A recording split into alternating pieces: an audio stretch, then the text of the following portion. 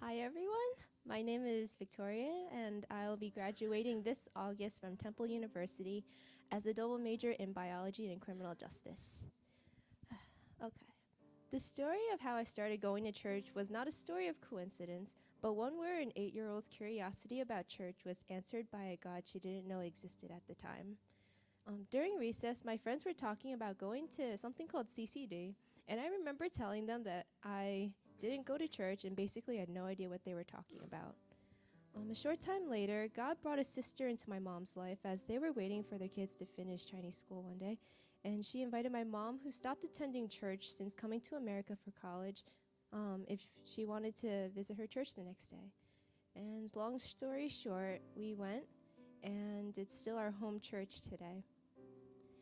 In my freshman year of high school, I accepted Christ as my Lord and Savior, and this was the beginning of a new chapter of my life.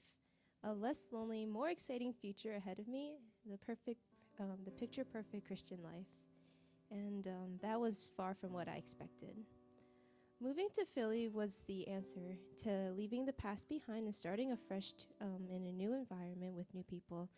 And we'll put God in the equation as well.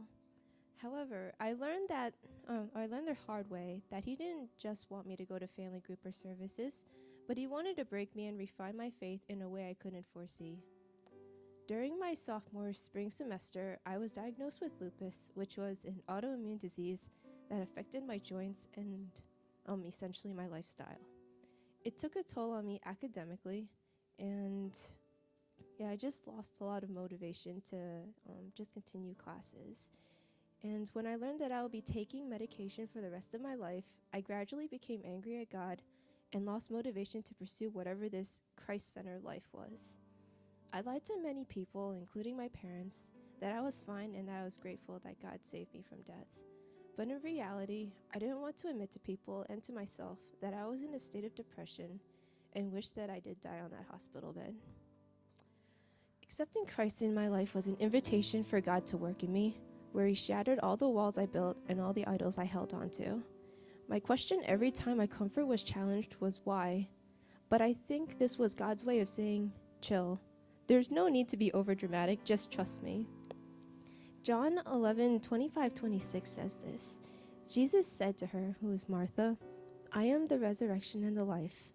The one who believes in me will live even though they die, and whoever lives by believing in me will never die. Do you believe this?